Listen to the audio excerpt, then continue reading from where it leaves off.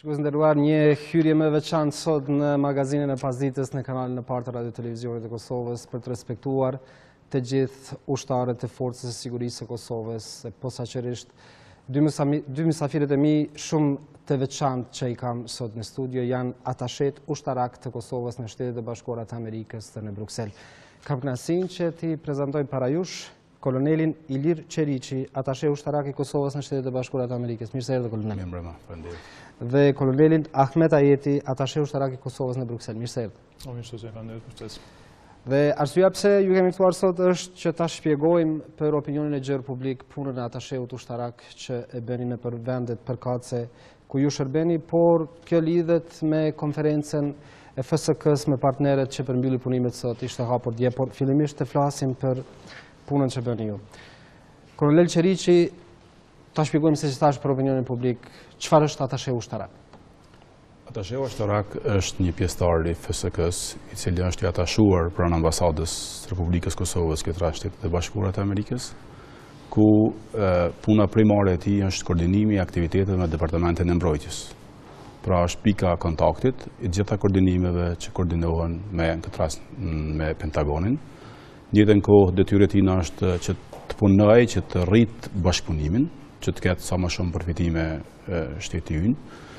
Tjetër është qasja në punat të hulumtimit në qasjen e industrisë ushtarake, bashkëpunimi me atashet tjerë në vendin Pric për rritjen e bashkëpunimit, si dhe është prezantimi në forumet formale ushtarake, qoftë cilësinë e dëgjuesit, qoftë prezantimi i vendit tonë në vendin Pric.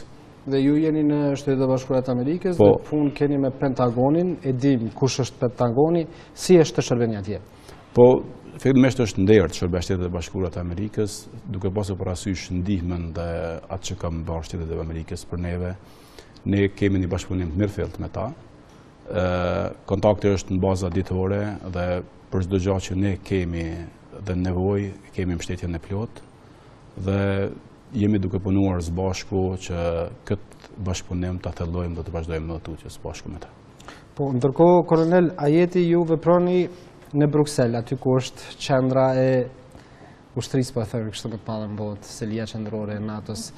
Besoj edhe për ju nuk është e lehtë që të veproni atje. Si është të veprohet atashe ushtarak i Kosovës në Bruksel? Po, atashe ushtarak janë pjesë në që quajmë diplomacia e mbrojtjes. Kolonel Qeriqi foli për rolin kryesor të atasheut mbrojtjes në për ambasadat tona. Rasti si kur e imi ka specifikat edhe tjera se edhe pse jo formalisht mirë, po 95% e punës teme ka të bëjë me bashkëpunimin me NATO. Edhe është pak më ndryshe, është sfiduese definitivisht, po në tjetër është një nder, sidomos duke pas parasysh që jem gjenerata e parë, i liri në fakt e dyta, po në pjesë e gjeneratës së parë të atasheve, që jem në fakt e kemi themelu këtë shërbimin e diplomacisë të mbrojtjes. Kurse për NATO ndihmojmë koordinimin e aktiviteteve që i ka qeveria e Kosovës, shteti i Kosovës me NATO-n, sigurisht duke u tentuar që këtë bashkëpunim të avancojmë në fazën e ardhshme cilën e kemi. Sfiduese nuk është ndoshta edhe shumë, mirë po definitivisht është puna shumë interesant. Kemi bëjmë me 29 shtete anëtare, që cilat edhe pse shumica janë mbështetëse të Kosovës, edhe qëllimi të Kosovës për zhvillimin e kapaciteteve të vetat mbrojtjes edhe antarësimin përfundimtar në NATO. Mirë po kemi disa shtete që janë pak më skeptike, edhe se cilat mbështetjen e tyre ka një veçanti pak më ndryshe, që do një qasje pak më të veçantë. Po, dhe shikues nderuar, arsyeja pse i kam këta dy kolonel atashe ushtarak të Kosovës, siç e thash, në Shtetet e Bashkuara të Amerikës dhe Bruksel, nuk është thjesht, është sepse këta dy zotërinj këtu kanë bërë një punë goxha të madhe në atë çfarë sot është në proces në transformimin apo rrugës që FSK-ja të ketë mision të ri ushtarak, po shpresojmë gjatë javëve të ardhshme, sepse njëri në Amerikë, tjetri në Bruxelles, kanë bërë takime dhe koordinime shumë të mëdha. Si kanë qenë këto muajt e fundit, po them, që të mos ketë ose të zbuten kundërshtit që misioni nisur të përfundoj, kolonel Qiriqi? Unë dëshiroj kthehem pak më mbrapa, nuk do të flasë për muajt e fundit, por procesi i përbashkët. Kur themi përbashkët, ka qenë një koordinim, po flasë për vendin ku shërbej në Shtetet e Bashkuara të Amerikës. Parafërsisht që 2 vite ne kemi filluar së bashku një projekt të përbashkët për tranzicionin e forcës sigurisë, tranzicionin e ardhshëm. Së bashku për me arrit këtë qëllim, ne kemi koordinuar dhe kemi hartuar një plan të veprimit, që ai plani i veprimit ka qenë të paraqitura shumë fusha, dhe ky plan i veprimit ka qenë gjithëpërfshirës, ndërqeveritar. Plani i veprimit ka qenë udhëhequr nga zyrja e presidentit, dhe ne si pjesë e këtij planit, secili nga ne ka pasur për detyrë me dhënë kontributin e vet në pjesën e vet. Së bashku me partner, ne kemi hartuar objektivat dhe linjat e zhvillimit dhe linjat e përpjekjeve, dhe me këtë kem dëshmu që ne jemi të gatshëm me përmbush linjat e veprimit të linjat e përpjekjeve për të arritur synimin që FSK-ja të lëviz një hap me tutje, të lëviz përpara. Mo ka qenë një proces jo i lehtë, ka qenë proces me sfidat e veta, mirë për punën më të madhe kanë bërë pjesëtarët e FSK-s, me profesionalizmin e vet, me punën e vet, kanë dëshmu në gjitha fushat që ne jemi të gatshëm për me lëviz tutje. E qartë, dëshmimi që është bërë në aspektin praktik, por bindja e shteteve që Kosova e meriton ta ketë ushtrinë e saj dhe kjo është rruga të cilën duhet ndjekur, nuk besoj që ka qenë shumë e lehtë, kolonel. Bindja është rrit që ne kemi dëshmu para partnerit ton, këtë rast SBA-s, që ne jemi vend i vogël, po jemi partner i besueshëm. Në ngritjen e kapacitetit tona ne kemi shku hap pas hapi, po çdo gjë që kemi bërë konform standardeve perëndimore.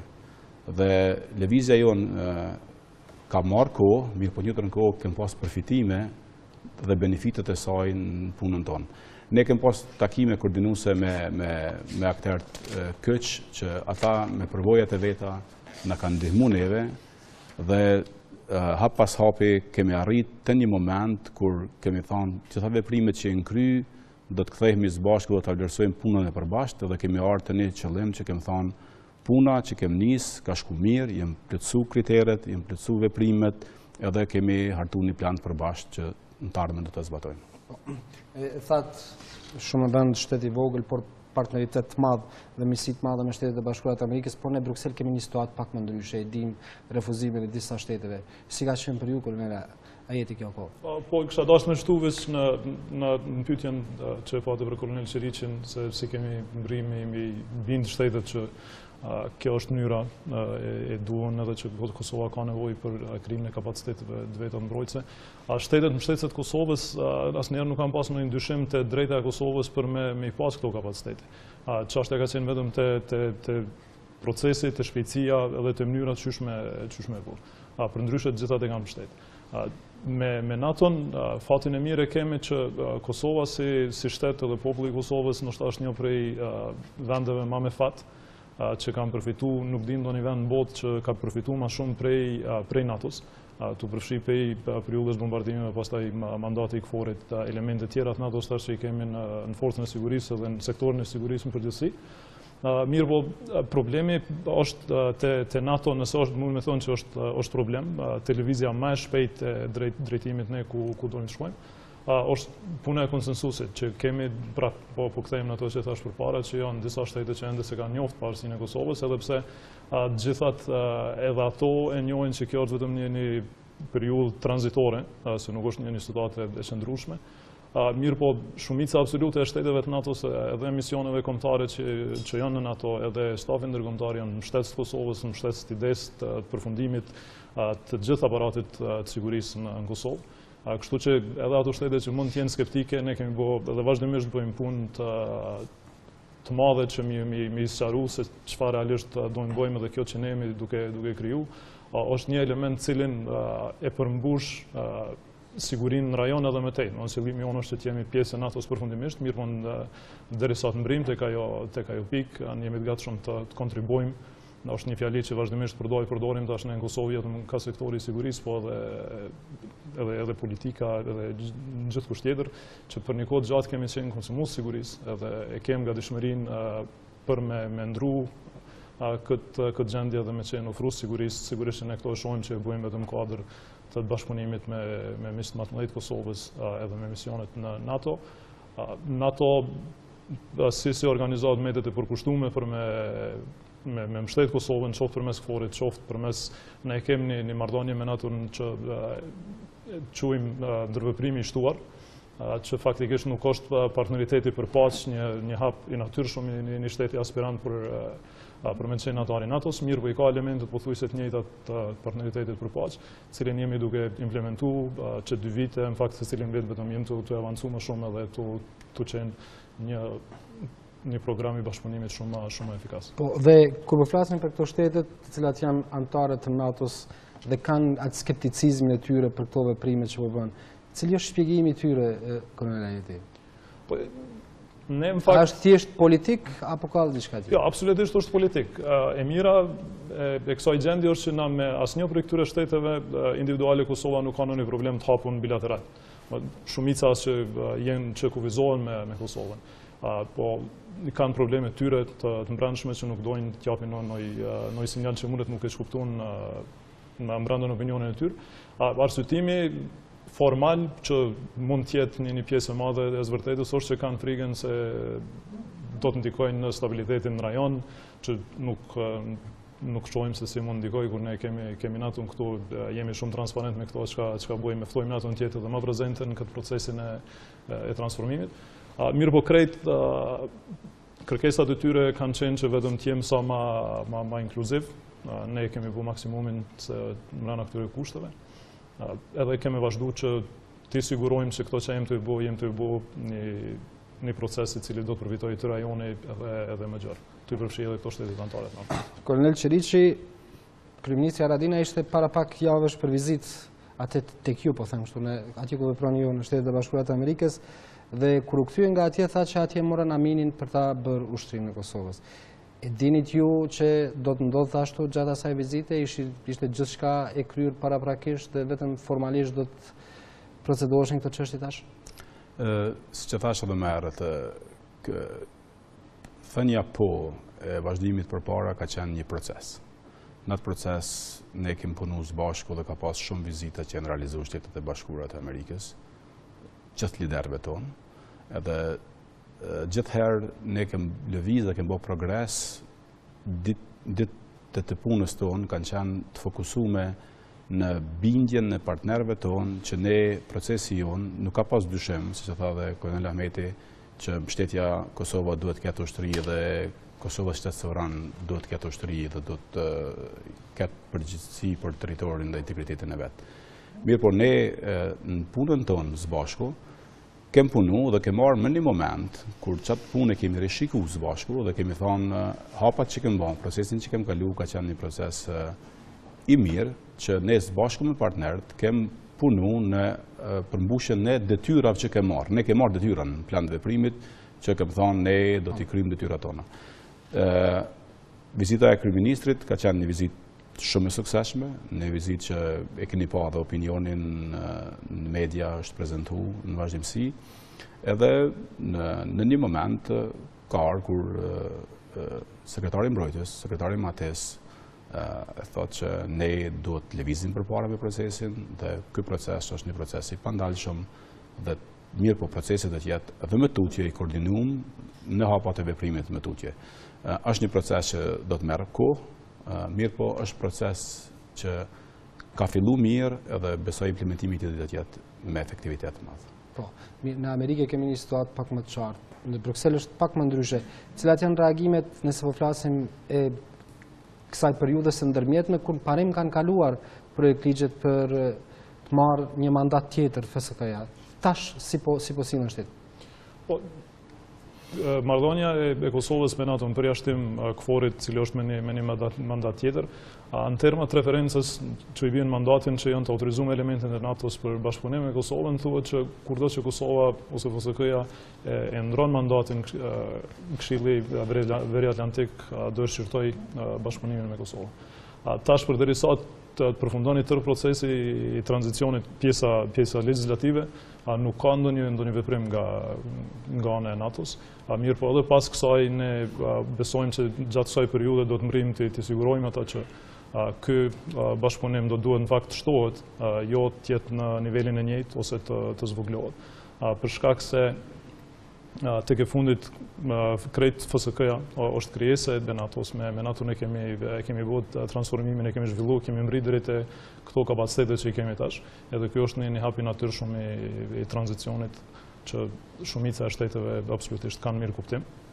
Edhe me ato që janë më skeptike, do shfrytëzojmë këtë kohë që të dojmë informacionet e duhuna për ta që t'jenë edhe ata më shtetës kur do që të vije koha që të rishikohet ky bashkëpunim, edhe në fakt përfitojmë bashkëpunim më të thellë se sa këto që kemi tani. Kolonel Xhriçi, dua të flas nëse si atashe jeni të barabartë në takime me atashet ushtarak të shtetet e tjera, me qenë se ne formalisht ende nuk kemi ushtri, por ju jeni atashe ushtarak në shtetet ku veproni. Ne, në vetëm të ku veprojmë, ne kemë duke pasur parasysh emri është i FSK-s, ne qumë atashet FSK-s / të mbrojtjes. Dhe më thonë, atashet, ne nuk nga ka pengu qasja në krymin e detyrave tona, mirë po kalimin Ministritë Mbrojtjes lehtëson qasja dhe më të madhe, edhe mundësi më të mëdha për të ardhmen. Ne në Shtetet e Bashkuara të Amerikës duke pasur parasysh miqësinë, kem pas qasjen në gjitha forumet e parapara për atashet ku ne kem mujt me dha kontributin ton dhe kem pas një thjesht më thash detyra primare e ime është Pentagoni, të me pas qasje për me shku në Pentagon. Edhe soaza e koordinimeve ka qenë edhe në soaza ditore, edhe në periudat caktume, nashta për çështjet caktume, shkumje, ardhje, koordinimi aktiviteteve, koordinimi çështjeve që kanë dalë në momentet caktume, edhe së bashku kem arrit me siguru në farë mënyrë që Shtetet e Bashkuara të Amerikës, siç e dini edhe nga më parë, janë kontribuesi kryesor në mbështetjen e forcës së Kosovës, duke filluar prej programeve të trajnimit, të pajisjeve, stërvitjeve të ndryshme, dhe ne edhe ato kur biseduam edhe Ahmeti që tha, ne kur flasim për NATO, Amerika është vetë NATO janë në këtë rast, edhe ato që janë zonat që flitet që ka mos pajtime, sa ne janë individuale, nuk mund me thonë asnjëherë që NATO-ja. Ne përbojmë punën tonë, konform detyrave që kemi marrë, konform misionit që kemi, edhe po përgatitemi për një tardhme. Është e thonja që ne jem gati sot për një ardhmë më të mirë nesër. Edhe zhvillimet, trendi zhvillimeve, globaliteti, qasjet rajonale dhe globale, nuk është që nuk e influencojnë edhe vendin tonë për me zhvillu dhe me kanë trend me zhvillimet e botës që sa t'i banë në aspektin e sigurisë. Ju tha detyra ju primare është që të keni qasjen Pentagon, dhe deri më sot i keni pas dyert të hapura aty sa që keni dyert të hapura për gjitha mundësitë. Ne kemi pas vizita në delegacioneve tona në 2 vitet e fundit, ne kemi realizuar në Pentagon dikon 8 takime të ndryshme, prej sekretarit mbrojtëses, 2 zavend sekretarëve të mbrojtëses, zavend asistent sekretares, edhe gjithë leadershipi jonë ka pas prioritet FSK-n, edhe çdo herë kur ata kanë ardhur në Amerikë, kanë vizitu Pentagonin edhe e kanë transmituar atë që Kosova është një vend i besueshëm i Amerikës, po bën një forcë të vogël, po të besueshme për Shtetet e Bashkuara të Amerikës. Nëse mundem shumë shkurt më ndërlidh këto, na totalisht jemi 7 atashet mbrojtjes që jemi kryesisht në Evropë dhe në Shtetet e Bashkuara të Amerikës kushtëliri. Në shumicën absolute të këtyre shteteve ne jemi të akredituar si atashet mbrojtjes. Do të thoni kemi qasjen e njëjtë sikur secili atashe i shteteve anëtare të NATO-s apo çfarëdo shteti tjetër. Edhe jemi pjesë të asociacioneve të atasheve, se këto organizohen në një asociacion ku përfaqësohen gjithë atashet dhe gjithë aktivitetet janë të koordinuar, kemi brifingje të rregullta, informata të rregullta që pranojnë për ministrive të mbrojtjes edhe elementeve tjera të sigurisë të shteteve pritëse. I kemi një numër të vogël të shteteve të cilët duhet ta rregullojmë këto që se kemi ala akreditimi sigurat ashe mbrojtjes, mirë më shumicën absolute edhe gjitha janë shtete anëtare të NATO-s. Po, në selinë e NATO-s ju i keni dyert e hapura, po? I kemi, NATO është pak më ndryshe, për shkak marrëdhënies formale që Kosova, më herët thash që ne jemi në mbështetje marrim ndoshta më shumë se çfarë do shteti tjetër i botës prej NATO-s, mirë po marrëdhëniet formale nuk janë te niveli i partneritetit që është sigurisht partneriteti për paqë, që pjesën formale të mbulimit tim të NATO-s e bën pak më nuk e bën të vështirë praktikisht, mirë po kjo pjesa formale është ajo që unë faktikisht jam në bazë auditore në NATO, kam çastjen tek të gjitha misionet kombëtare të stafit ndërkombëtar të zyre sekretarit, domethënë të gjitha çastjen që çdo shtet partner tjetër e ka e kemi. Mirë po kjo pjesa formale nuk e kam statusin e një përfaqësuesit Kosovës në NATO, edhe pse trajtimi është i njëjtë sikur që të ishte formalisht. Po, do të flasim për këtë çfarë po ndodh për këtë procesin që kemi nisur dhe po e themi tash jemi në gjysmën të rrugës sepse priten që të bëhen amandamente dhe të kalojë ligji, por kemi një fushat tjetër që po bëhet këtu në Kosovë nga Serbia që të largohen pjesëtarët e komunitetit serb nga forca e sigurisë e Kosovës dhe një farë qëllimi po ja arrin kësaj. Si mund të reflektoj kjo, Kolonel Qeriqi? Në deklaratët që nga ndonë leadershipi në qoftë i FSK-s edhe nivelin qeveritar dhe shtetëror, është një FSK-ja ka bërë shumë që të jetë një forcë multietnike dhe të ketë pjesëtarët komuniteteve brenda forcës.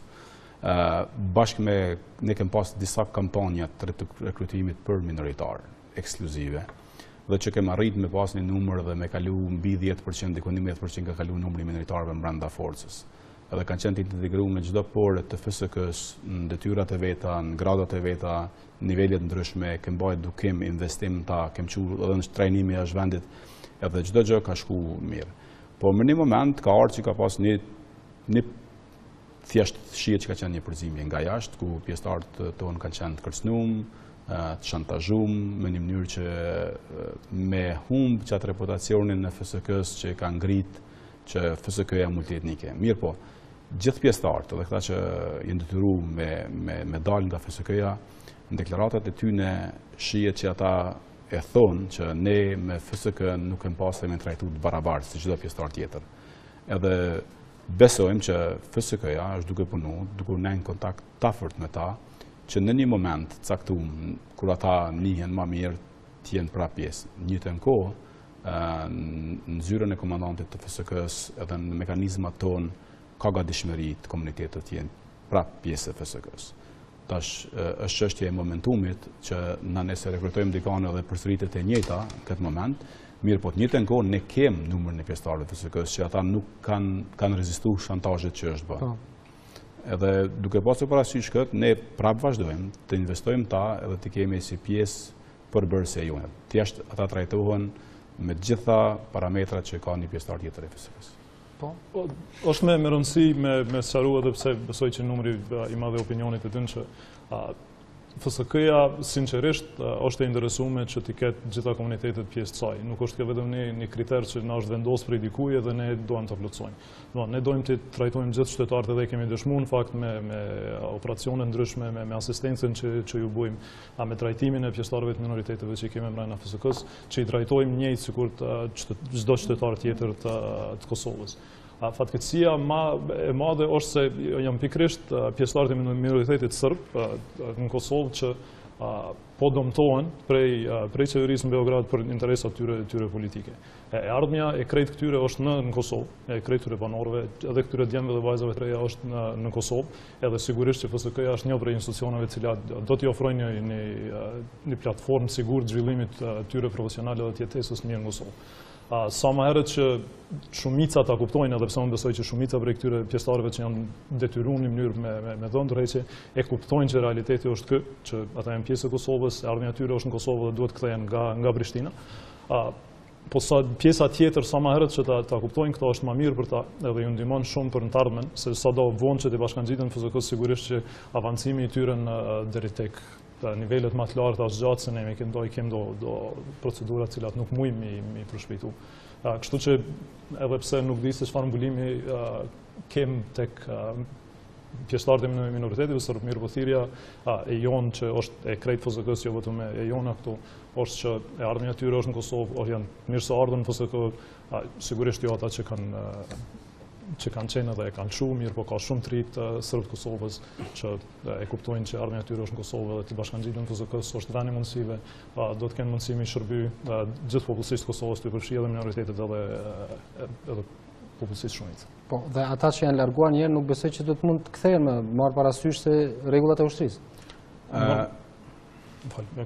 Janë parapame kriteret, ne kemi marrë në FSK-s një zyre për komunitete, që ata kanë nejtë në kontakt me ta. Unë thashë, ne është largu një numër, mirë po kemi kërkesa të pjesëtarëve të tjerë të interesuar që të jenë pjesë e FSK-s. Ata thjesht ne për mënyrën më të mirë për me motivu minoritarët me qenë pjesë e FSK-s, ka qenë vetë prezenca e ty në FSK që ata kanë komuniku me popullatën ato për trajtimin. Dhe ma ajtë perceptimi ma që t'jesh pjesë e FSK-s je i diskriminuar nuk ekziston ma.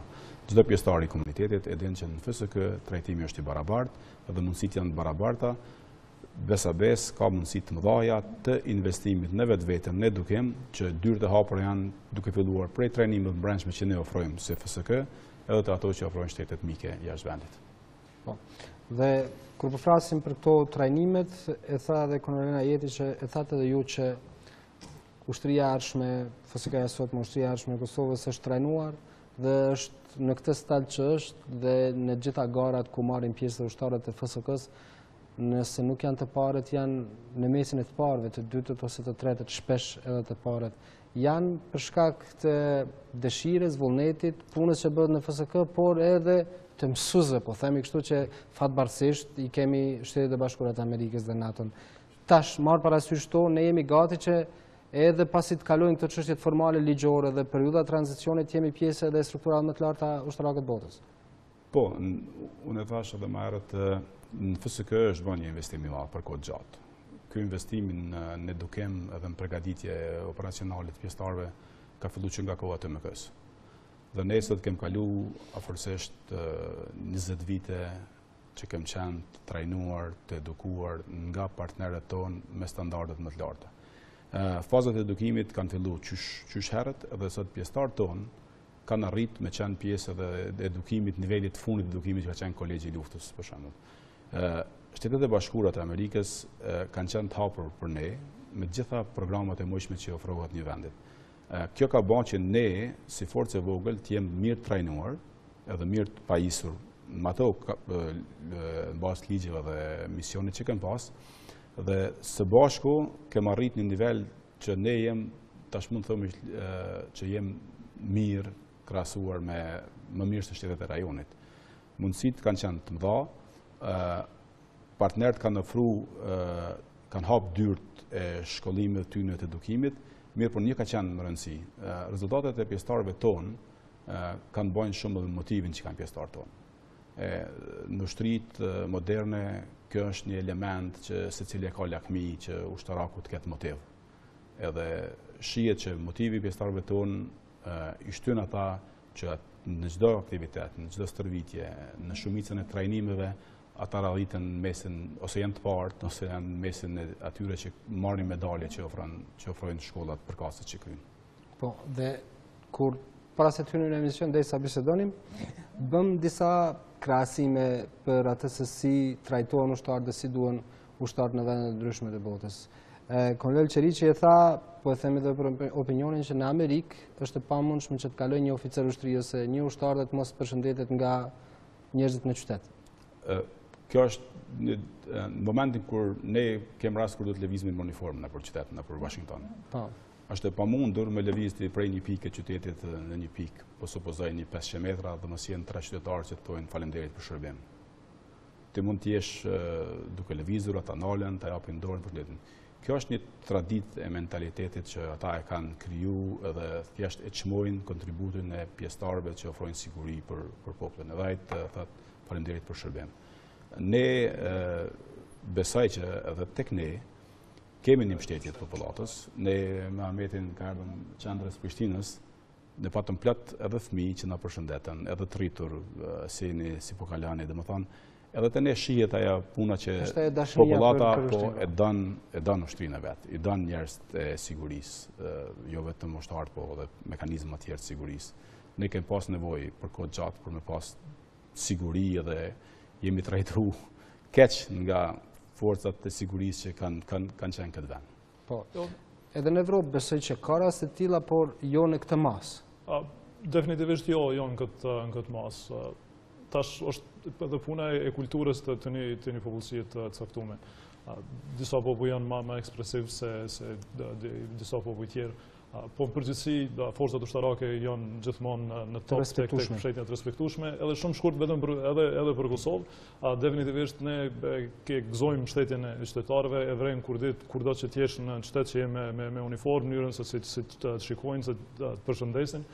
Edhe rezultati tjetër që FSK-ja për shumë vite të radhazi del sigur institucioni më i besum, tregon që kemi një vërlloj partneritetin mes neve edhe qytetarëve. Sigurisht që me misionin e ri që do të kemë, ai kontakt më i madh me qytetarët vetëm sa do të jetë, edhe kjo afërsi, ky lloj partneriteti me tonë mes neve dhe qytetarëve dhe respekti dyjanshëm vetëm sa do të rritet. Po, dhe arsyet pse është ky respekt dhe pse do i ushtrini dim gjitha kohën në për cilën kemi kaluar, por çfarë bëjmë që ta mbajmë këtë dashni dhe respekt për ushtrinë?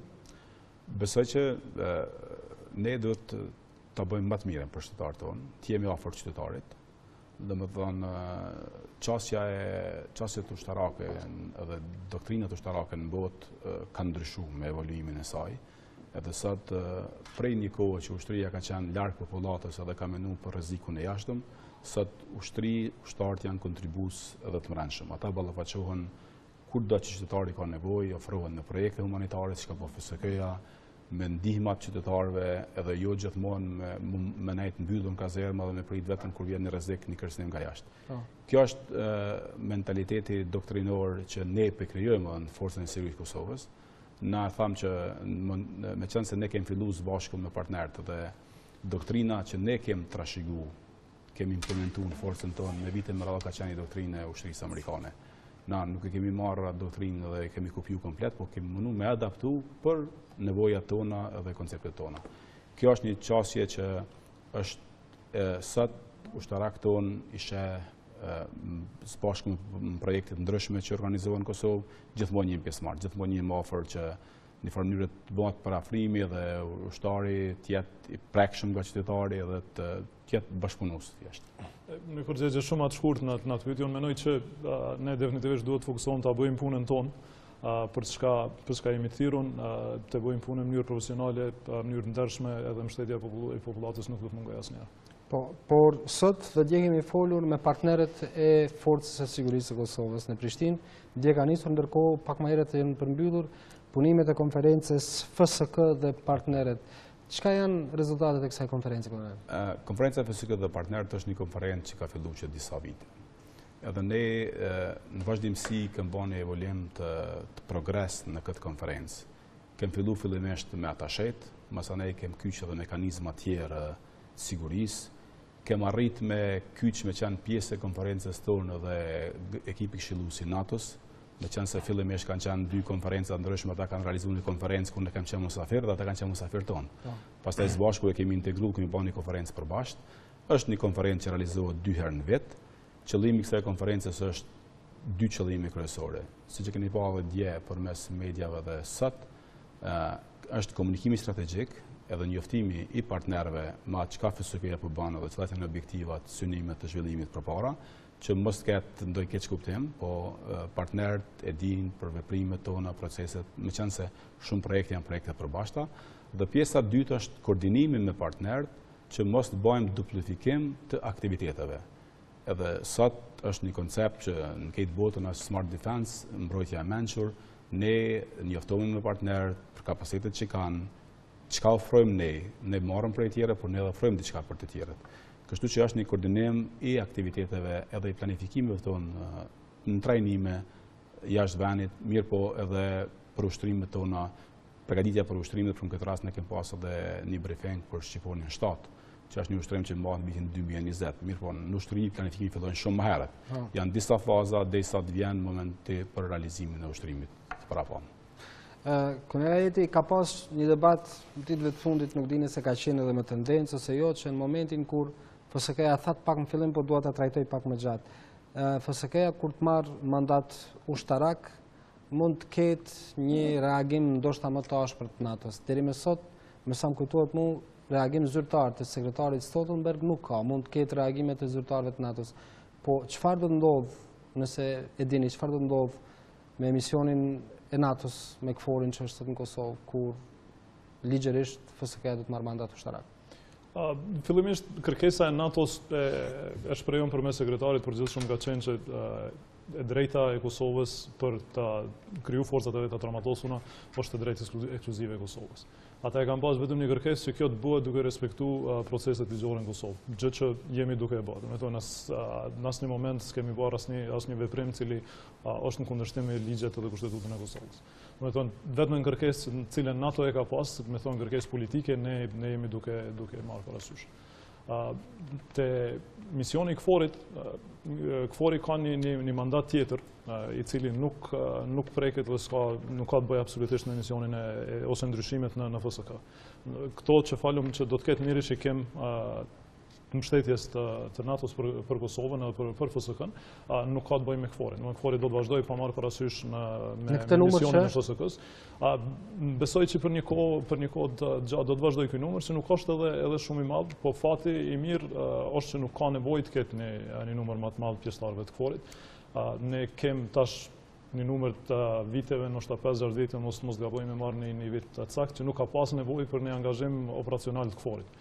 Institucionet e sigurisë Kosovës e kanë rrinë një nivel të lartë profesionalizmit dhe pjekurisë, që fatmirësisht kemi dalë të përballemi me gjitha sfidat e sigurisë që i kemi pas, edhe KFOR-i, i cili aktualisht e ka rolin e reaguesit tret pas potencialisht e ULEX-it, nuk ka pas nevojë me vitet tona të intervenojë. Kështu që numrat këta që mbesin mund të ketë ulje zbritje, në fakt ulje zbritje, desha të them ulje ose ngritje të atë numrit, mirë po kryesisht ky numër do të vazhdojë edhe për një kohë caktuar. Jo vetëm për shkak të Kosovës, mirë po NATO ka filluar ta shohë KFOR-in si faktor stabiliteti në rajon, jo vetëm në Kosovë, se për Kosovë, siç thash, ka shumë një periudhë kohore të gjatë cilën s'ka pas nevojë për angazhim të KFOR-it. Mirë po prezenca e KFOR-it në Kosovë ka efekt stabiliteti në krejt rajonin. Ne kur po flasim për prezencën e KFOR-it, sigurisht e rëndësishme është që do të vazhdojë edhe prezenca e pjesëtarëve amerikanë që janë në Kosovë. Po, prezenca amerikane nuk është që ka ndryshuar që një kohë gjatë, kanë qenë rotacion në gardat e shteteve të ndryshme. Nuk ka ndonjë indikacion që do të ndryshojë kjo prezencë, edhe besojmë që ata janë duke dhënë një kontribut të jashtëzakonshëm. Duke pasur parasysh kur tham kontribut të jashtëzakonshëm përveç detyrave që kanë në rrugën e sigurisë edhe bashkëpunimin me KFOR-in edhe kooperimin, ata bon stilin këtë rast për ndihmon shumë FSK-n në aktivitetet trajnuese. Ne kemi komandën e trajnimit doktrinës që është Ferizaj, edhe që ata kanë bërë një familiarizimit përbashkët, edhe pjesëtarët tonë janë vazhdimsi duke shfrytzuar mundësinë që ata kanë edhe përvojën që kanë për të edukuar dhe zhvilluar në kapacitetet tona të FSK-s. Po, jemi farë në fund, kemi edhe pak minuta kohë dhe edhe kur hymë në studio, ju pyeta para se nisëm emisionin se cili është dallimi i këtyre kapelave që ju vendosin në kohë. Kolonel Ajeti ka tjetër format, ju keni tjetër format. A mund ta bëjmë këtë dallim për shikuesit? Pse nuk është sikur ajo, ose pse janë ndryshme? Janë dy kapela që të dyat janë zyrtare. Mund ta kemi edhe ato edhe këto. Problemi, unë e kam zgjedhur këtë kapel, e thash edhe ato që e kam zgjedhur për një arsye se është më e lehtë me bajt, është më e lehtë se sa ajo kapela tjetër. Arsyeja tjetër është që ne aty ku shërbejmë mundohemi mu adaptu dhe në një mënyrë me pas në shtrinë amerikane në uniformën seleme është bereta. Ameti sigurisht sot është me këtë kapel, po mund ta ketë edhe beretën një të kohë, se ne jemi pajisur me dy kapelat, edhe kjo ka qenë arsyeja, jo diçka e veçantë në këtë fushë. Mirë, po i pyes figurativisht kështu, po besoj që përgjigjen do ta marr tjetër. Sa peshon uniforma që e keni Kolonel Ajeti? Po në termat peshës me gram e kilogram nuk ka ndoj peshë madhe, po te simbolika e uniformës është diçka që është vështirë me përshkru. Sidomos ne që jemi në një gjenerat cilë kemi kalu e kemi përjetu se në qëfar kemi kalu në sigur popullat, edhe ku kemi arë tash. Në këtë kontekst nëse e shohim, kush ka mund tjetë në këtë objekt këtu para më shumë se 20 viteve edhe na që jemi tash. Ajo ka një peshë të jashtëzakonshme që nuk mundesh me përshkru, po të njëjtën kohë është një nder i jashtëzakonshëm, është një krenari, po është edhe një obligim shumë i madh. Edhe besoj që mundohemi të jemi të vëdishëm te fati që i kemi që i shërbejmë vendin në këtë kapacitet edhe në këto rrethana. Jeta një ushtaraku me këtë uniform që peshon padyshim nuk matet pesha saj. Po tash uniforma është diçka është unike. Do të thonë, ti je në uniform, ke një përgjegjësi. Do të thonë, ti identifikohesh kush je, po për të bërë uniformën më lehtë do të më dash uniformën. Profesioni ushtarakut është diçka që fillimisht dush me dash, me bë, masanej me hyrë në profesion. Për ata dhe edukimi kur bëhet fillimisht për kadetët e ri, ata sfidohen në fazën e parë që ata që nuk e kanë më të vërtetë për një me, po ndoshta e kanë pa për i filmave ku do mirë. Javën e ferit e përmendin gjithë. Pikërisht java e ferit është ajo që ti duhesh me nda mendjen, a do të jesh në uniformë apo do të zgjedhësh një rrugë tjetër, që kontributi është në mënyra ndryshme, nuk është vetëm përmes uniformës, po na kemi menuar që është mënyra më e mirë me kontribu vendit është përmes kësaj uniforme që ne kemi përgjedhur dhe që me fanatizëm mendojmë që kemi drejt edhe e ruajmë këtë uniformë. Mirë, ushtria ka disiplinat e veta, ka rregullat e veta, misionet, sidomos punën që bën ju ka disiplina dhe rregulla. Është kjo disiplina, po themi kështu sepse shumë njerëz mendojnë që ushtarakët kanë një disiplinë ushtarake edhe në shtëpi besoj jeni të tjerë, po. Jo, në shtëpi na jem shumë liberal. Mirë po kur veshim uniformën edhe hym në dyert kazermës, ato janë rregullat që ti je detyruar me respektuar rregullat. Edhe kështu që në moment që kërkon për dikujt disiplinë, me që janë vetë disiplinum. Ne si oficer, ne duhet të ka shembull për ushtarët. Dhe me thonë që thojnë me udhëhecë si mas shembullit. Për ndryshe e ki problem me qëndru nivelin ku dush me qenë. Ne ma shumë rasti jam edhe shumë kolegëve të mi që nështë të dole se pranojnë publikisht, po jem sigur me qenë dy personalitetet ndryshme. Se kur jemi në punë, kur jemi me uniform, sigurisht me një gradat që në matullita se na mundohen bajnë një disiplinë, diçka, po kur do që ty më shpit e ikëm uniforme, faktikisht ne jem ai ushtari ma i thjesht atje dhe gjithë kusht tjetër ka një kompetencë më të madhe, për shumë në rastin të mashtosh të villu për i bashkëshortës, për i fëmijëve, për i krejt. Kështu që dy personalitete kryesisht ndryshme. Kjo jeta dy personalitete ndryshme brenda 24 orësh, brenda një dite, nuk është e lehtë ndoshta. Po s'është e lehtë, po njeriu është qenë adaptive që adaptohet edhe gjan veten aty. Qysh është vendi, bëhat ku vendi.